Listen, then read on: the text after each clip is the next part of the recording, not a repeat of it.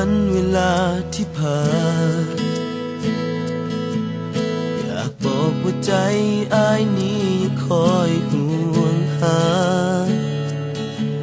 ห่วงทุกเวลาตั้งแต่น้องนั้นจากอ้ายไปอดทนอยู่ในคืนและวันที่อ้างว้างและเงียบเหงาตั้งแต่น้องเปลี่ยนใจจากไปกับสายคนนั้น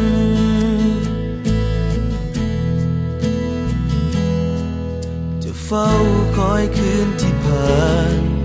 ถึงจะเลือนลางแต่ยังคอยจะคอยวันนั้นจะหวนคืนกลับมา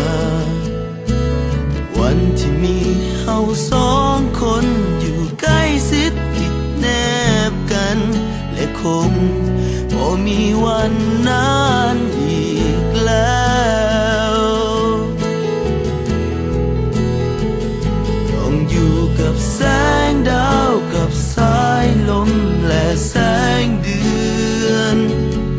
ในค่ำคืนที่ให้นางยืนเคียงข้า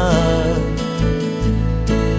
อยากจะขอวอนสายลมสอยพัดใจนางกลับคืนมากลับมาฮักกันดังเหมือนเคย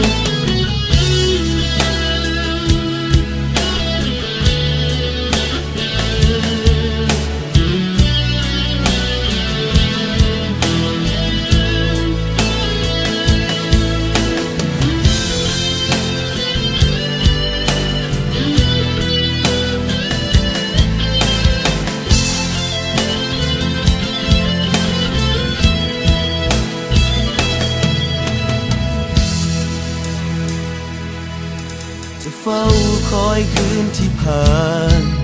ถึงจะเลือนลางแต่ยังคอยจะคอยวันนั้นจะหวนคืนกลับมาวันที่มีเฮาสองคนอยู่ใกล้ชิดติดแนบกันแต่คงบ่มีวันนั้นอีกแล้ว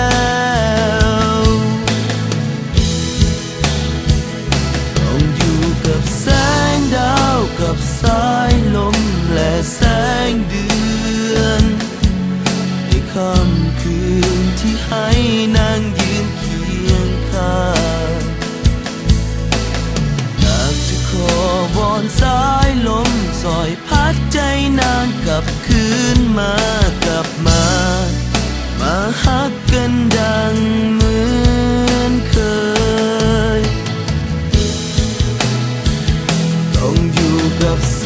งดาวกับสายลมและแสงเดือนในค่ำคืนที่ให้นางยืนเคียงข้างอยากจะขอวอนสายลมสอยพัดใจนางกลับคืนมากลับมา